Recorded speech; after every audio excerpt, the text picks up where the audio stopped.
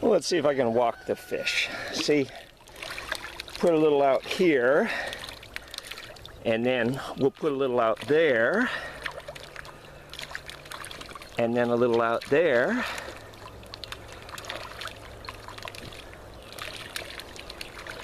And then finally out there. See, I only have one hand to throw it, so I just have one hand, but look at how they just walk on out. You can walk them around the pond. Down deep under there are the goldfish.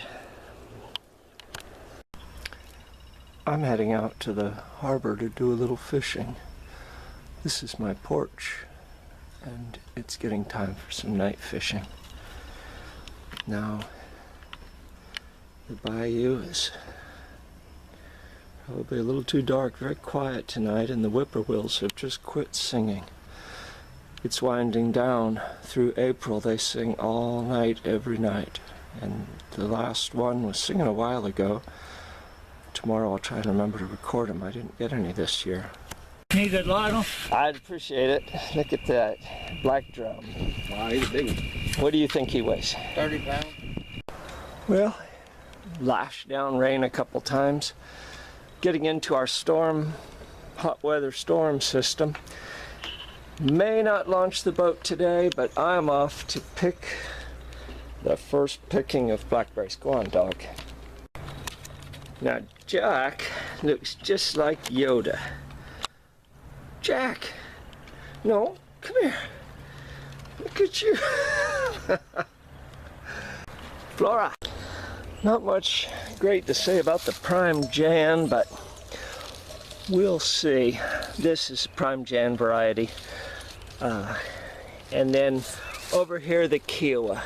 And there's always something good to say about Kiowas.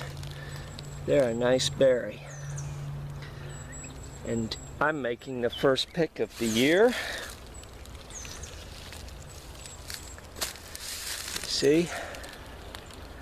Something silly about a man spending the effort I do growing fruits and vegetables. I just picked some squash, and shortly I'll be picking some beans and berries. Oh, I'll pick all kinds of things. But I think that the homegrown is probably the most expensive you can buy if you value your labor at all. But I do like it. And notice, you'll never have a video out here without the sound of birds. These are the Navajos, and they're just red. They're mostly on the outer side. But then, prime Jan. Now the prime Jan, you know, they're a variety, I think, developed by the University of Arkansas. And they're annoying to pick because they like to be up underneath. And the Kiowa, they don't really have an underneath. They grow in sort of a curtain, but without a body of vegetation. They can be up inside. So they're always easy to pick. Now I have big hands, by the way, being 6'2" or 3. And they're lovely berries, these Kiowa. The only downside of the Kiowa, they're very simple to grow, extremely productive, although you have to admit this stand of prime Jan is nice. But look at those Kiowa.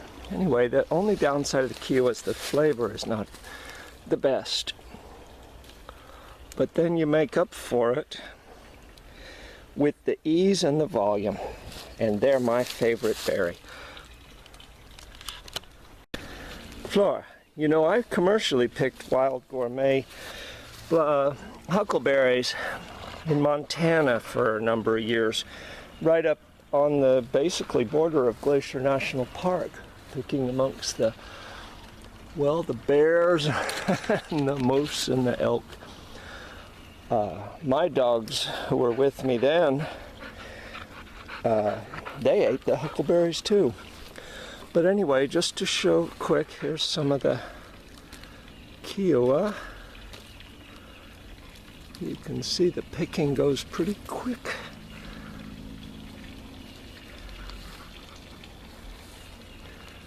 see there.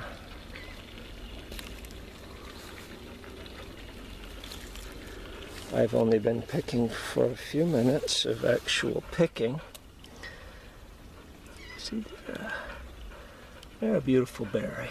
A couple of them I've picked a little unripe because they were hidden back under something. Just gorgeous berries. See, when I talk about the little animals, you can see their trail here. And then you can see the core. I've been running into an awful lot of that. But they will. They will really enjoy anything I grow. I doubt I get, well, I don't think I get anything near like half of what I grow. Like you see. Well, I finished picking the berries. I got this bowl and part of a bag full, probably 6-7 pounds. First pick of the year. But let me show you the bite. Now, I'm going to zoom. That's all pogies. Just pan it really quick. There was a green heron down there, but he just flew off. Now, you can maybe see the surface of the water. That is not waves. That's millions of little fish. And there you can see where they group up and get moving, they make a lot more of a wake. These little ripples here, that's just them aimlessly wandering. And then when they form up, absolutely shoulder to shoulder, then they'll make this sort of wake you're seeing there. But everything you see there is pogies. Tens and tens and tens of thousands of them.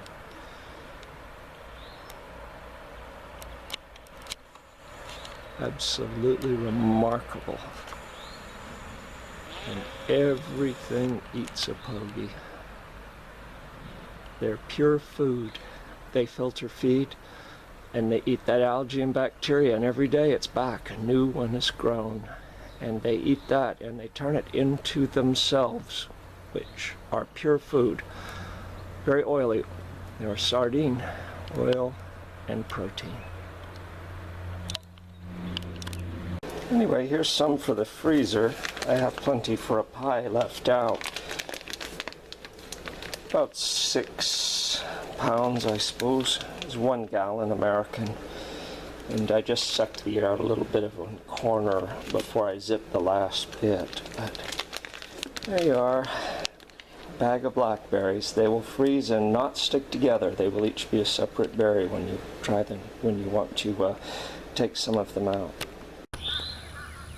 What are you guys after? Jack!